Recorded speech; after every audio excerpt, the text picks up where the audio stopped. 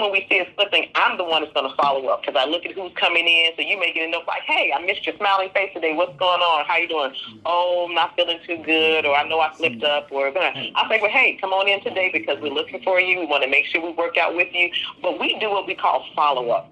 There's no one person who's just going to be left alone. If somebody's not doing the workout, I'll ask them, hey, what can we do to make it better? Sometimes with some of our students, or just in general, life happens. Maybe they had a concern at home or whatever, but we want to make sure they know that your family's calling. We try to encourage you to get you where you need to go.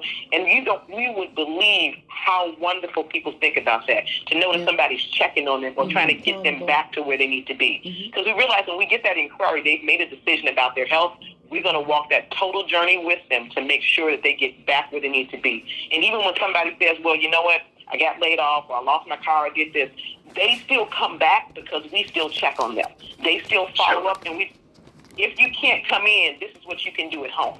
These are some of the things your instructors have told you about. Your eating habits, simple workout routines. So we never let them out of our clutches in any way. We walk that journey with them until the end.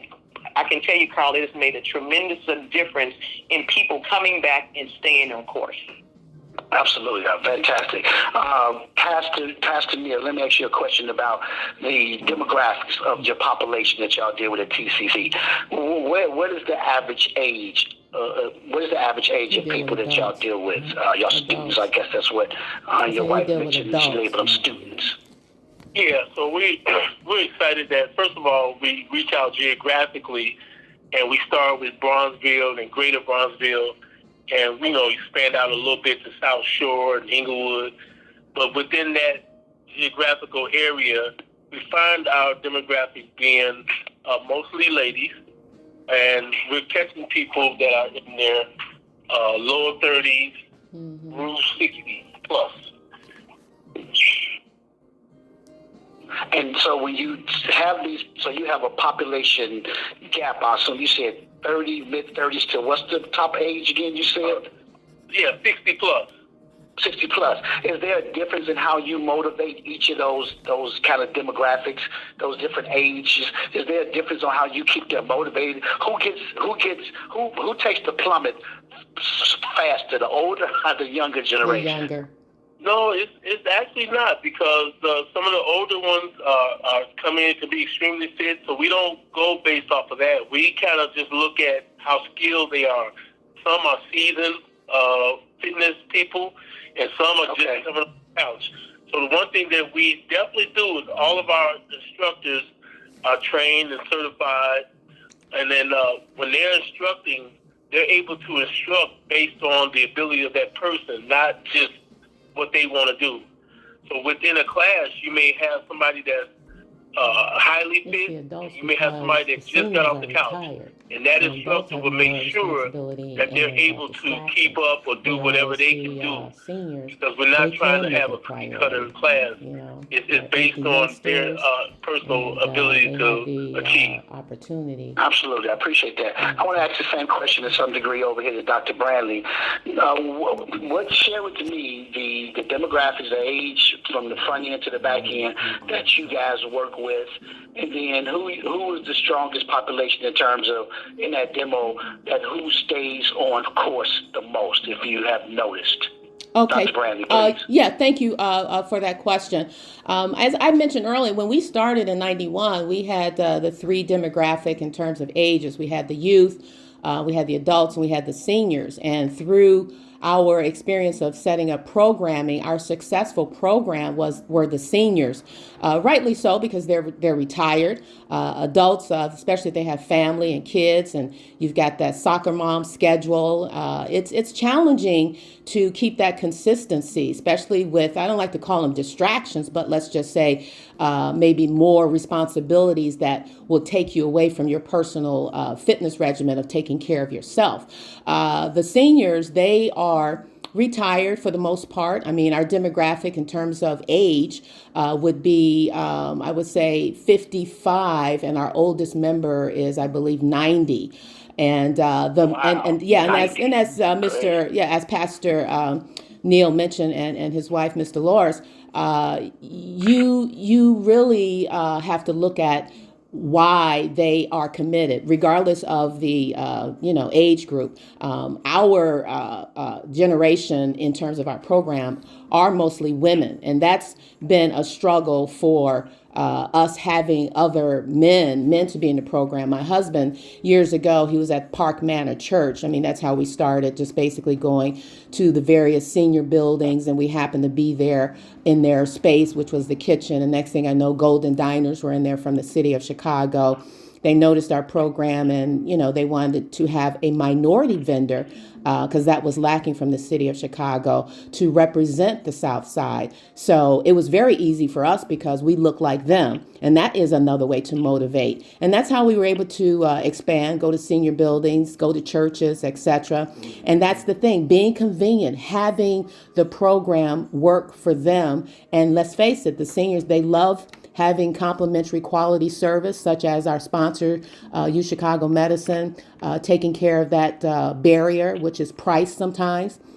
Another barrier, as I mentioned, is to take away the inconvenience of maybe having to drive somewhere. So we have mostly women, but just to get back to my point, we did have a very successful men's exercise class. Why? The instructor was a man, which happened to be my husband, of course. And then secondly, they felt it was like their class. I mean, they let other women come in, but sometimes you have to have a role model that looks like you, talk like you, act like you, whatever you want to call it.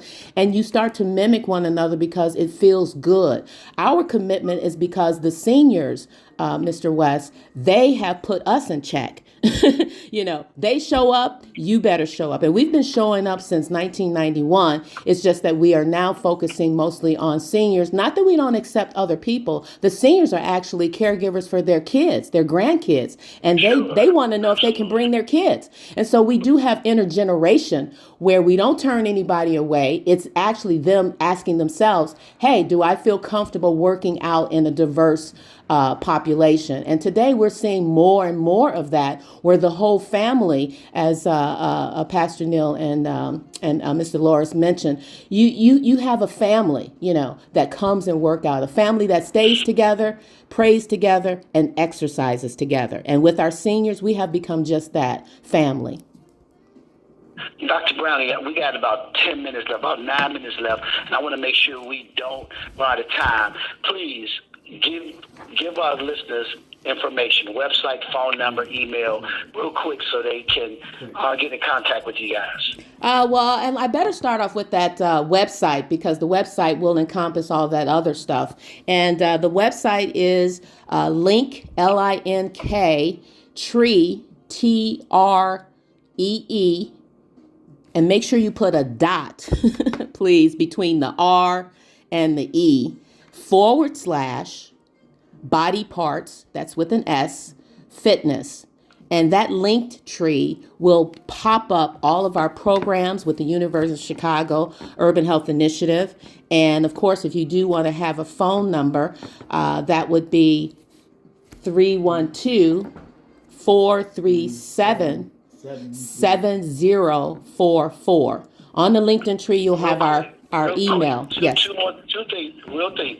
We'll repeat that, because you always told people to get the pen and the paper. Yes. I hope they got it in case they missed it. Repeat the website one more time and the phone number. Okay. Link, link, L-I-N-K, tree, T-R-E-E, and I emphasize putting a dot between the R and the E. So it's tr.ee / please.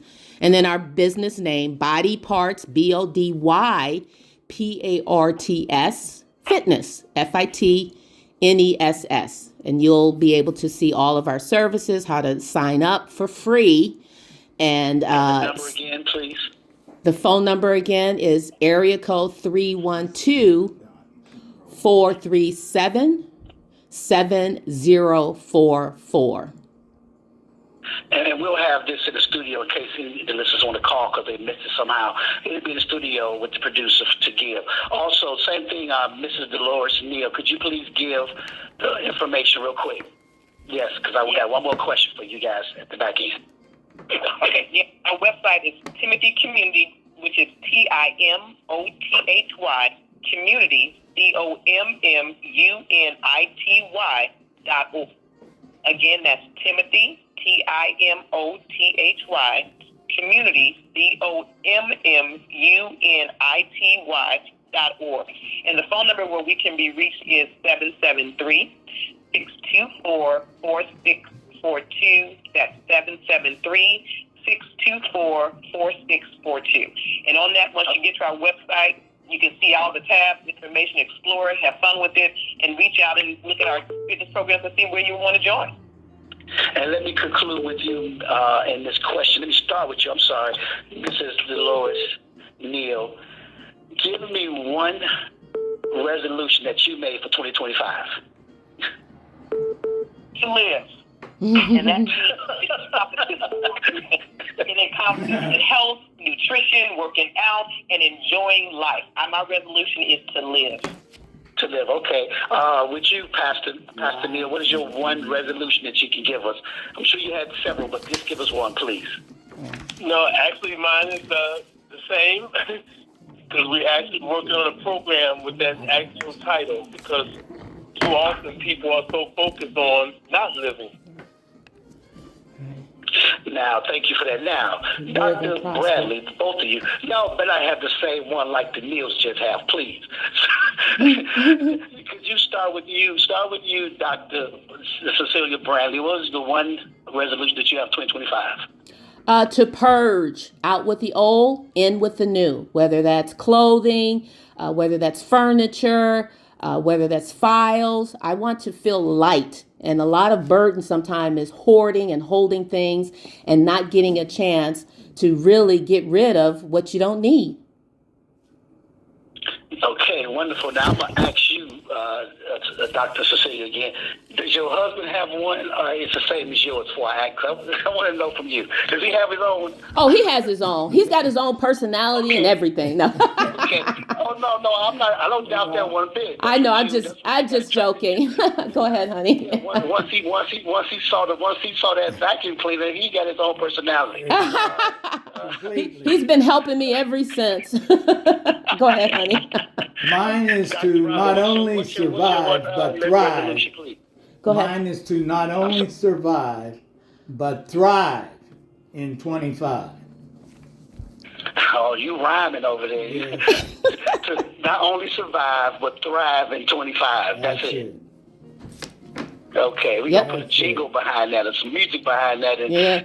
Uh-oh. We better get that copyrighted. Wait a minute, honey. Go copyright that. Look, it's been a fun time. We got a few more minutes here, I see. And I want to say, I'm going to let just randomly, just give me give us a thought. I'll go with you, Mrs. Dolores Neal. Give me one dynamic thought that people should have as they move into 2025. Just a real quick one, please. Just be open. Just be open to this new experience. That's it. No barriers. Be open. Okay. The same thing for you, Dr. Cecilia. What's giving us just an incredible? Give me one great tip. Okay. This would be from behavior analyst BJ Fogg, where I got my certification with a behavioral coach. And he says, get out a sheet of paper and write down a mantra that you feel speaks to you. And he shares, I change best by feeling good, not by feeling bad. Now remember, reverse marketing, you could say, I change because I feel bad. I want to feel good. So figure out what mantra speaks to you. And he says, tiny, Tiny. Take something tiny that you can change. And when you know that you've done tiny, you slowly progress to doing more. So start tiny in 2005. And by the end of the year, you got 365 days minus 10. That tiny is going to grow and you're going to get your accomplishment done. Dr. Brandon, you must always be on that thesis mode, because everything with you is get out a pen and a piece of paper. Oh, you know what? My husband, he tells me, honey, Can you just answer the question without giving me a dissertation? Do you still use a pen and paper, or do you do most of your note taking on the computer or your phone? Which is it, Dr. Bradley? I use a pencil on paper because I like to erase and put something else. And then I turn around and put it on the computer. But I usually write. Yeah, I like to see it in front of my face and get comfortable. At a computer, you know, that light on your eyes, you know, so, but I've done both. Yes, yes. I appreciate it. Look, I want to thank all four of my guests. I mean, the Neal family and the Brantley family. You guys have been awesome. You guys have given great information. And I want to thank the listeners for tuning in. And I want to thank the board op. I want to thank everybody that put this show together, made it what it is. And look, 2025, don't just survive, just thrive. Copyright that before I start using it now, okay? Because I'm gonna run with that one. I like that. Okay? It's perfectly fine. Anything that we can do to help others, go for it.